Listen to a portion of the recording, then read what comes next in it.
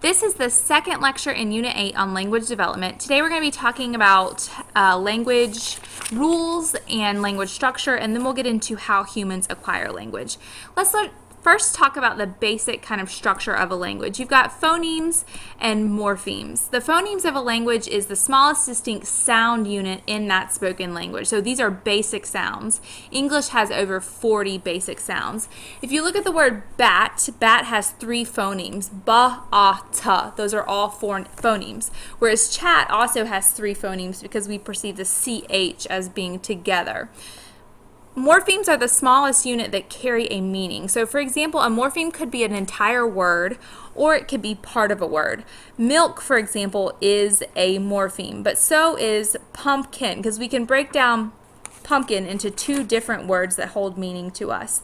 Unforgettable, you can break it down into 4 different smallest meanings of a language that are meaningful to us. In the English language, we have over 100,000 morphemes. So these are just the basic sounds of a language, and then we get into the structure of a language. This is what we know to be grammar. These are the systems of rules in a language that allow us to communicate with one another.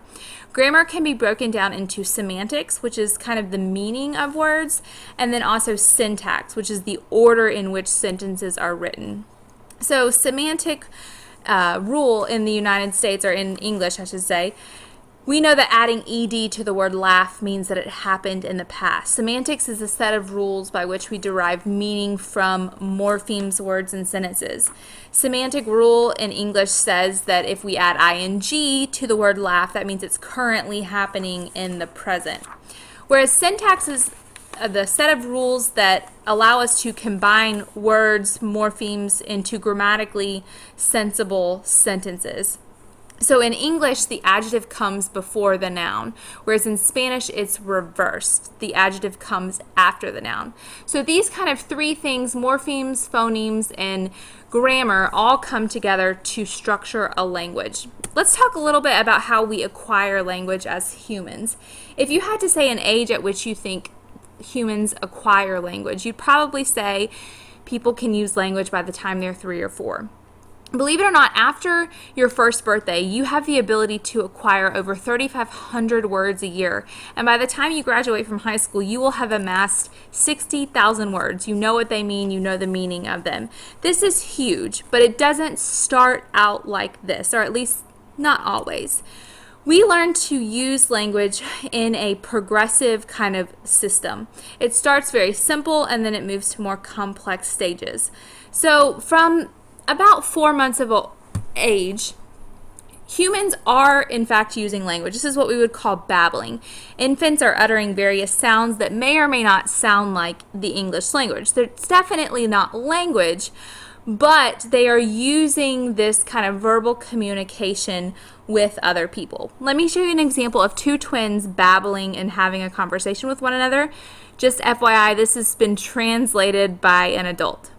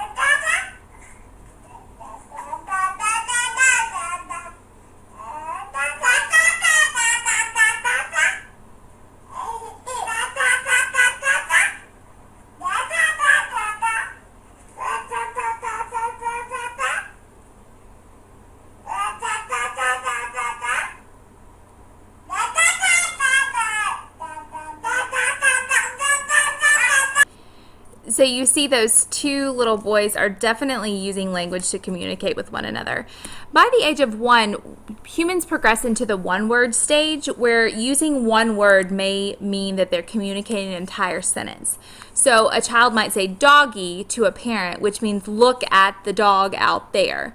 And about 2 years of age, children are in the two-word stage, which is what we call the telegraphic speech, because it sounds very much like a telegram. So go car might mean I would like to go for a ride in the car. In the telegraphic stage, children are mostly using nouns and verbs, and they have the ability to acquire one word per day, which is huge, which is when this rapid kind of acquisition of language occurs. And by 24 months, they're using complete sentences. A 3 or 4-year-old definitely has the capability to speak to an adult in complete sentences. Now, the most important part of this lecture is the theories of language development. There are linguists and psychologists and cognitive psychologists who have studied how humans acquire language and why we acquire language. There are 3 theories that we're going to go through, starting with the imitation theory. There are some individuals that think that children are basically just repeating what they have heard around them. They just listen to what is said and they repeat it. However, we know that children produce sentences that are very different from adult sentences. So a child will never hear an adult say, cat stand up table. What that child is trying to say is that the cat is standing up on the table. So the imitation theory really doesn't hold true. If you've ever heard of children who go to school and they say sentences like, I hate my father, well, they've probably never heard that sentence before. So the imitation theory definitely is not the best theory of language acquisition.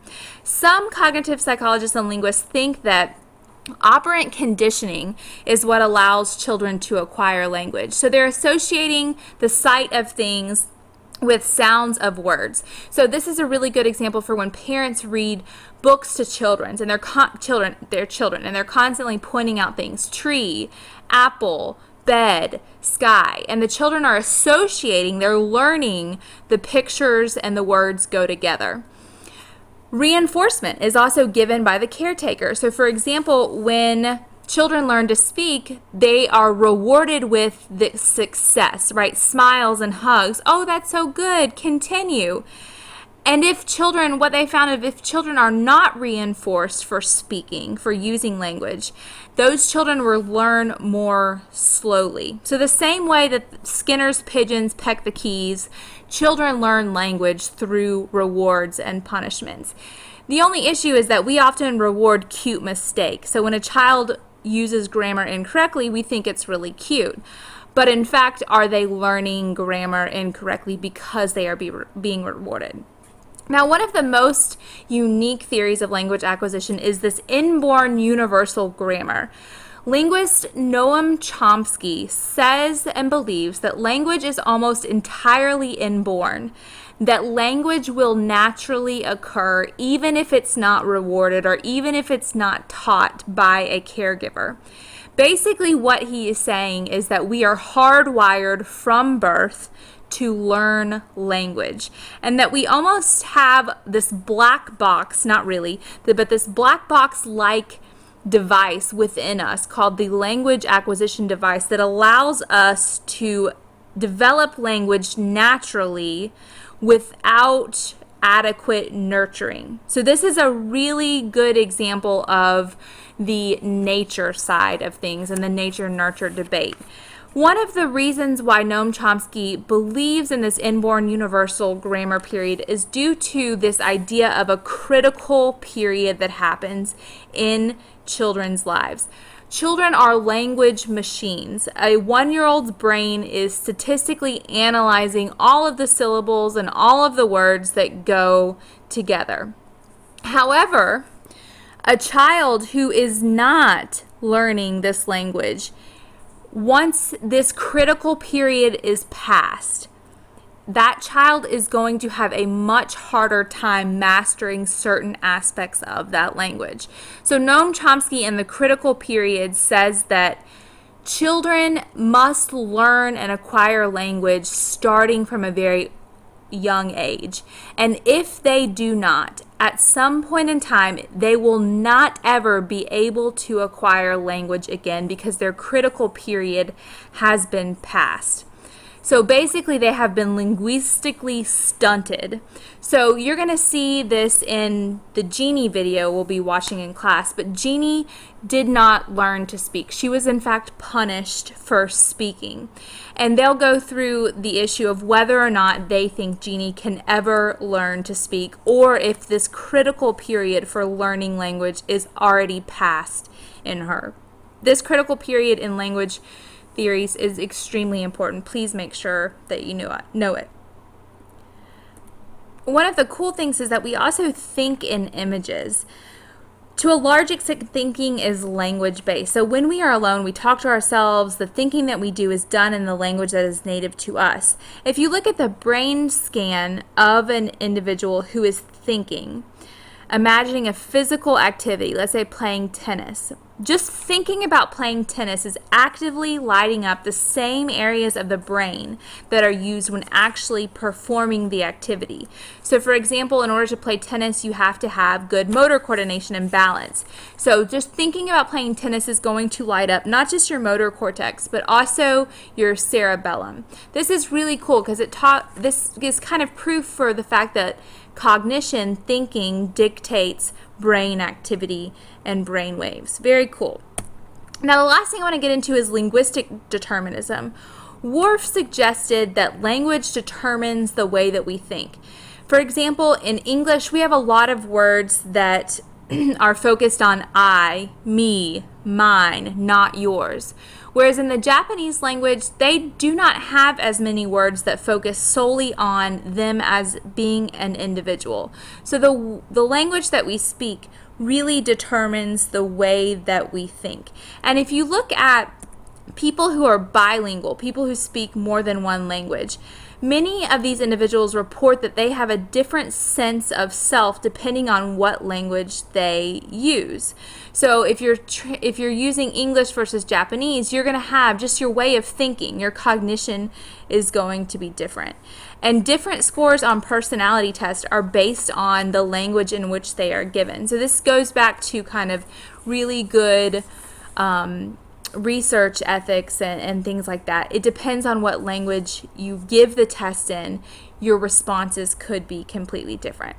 Now tomorrow we're going to watch the story of Jeannie the Wild Child. We'll go over the different theories of languages again, and please make sure that you know Noam Chomsky and the critical period.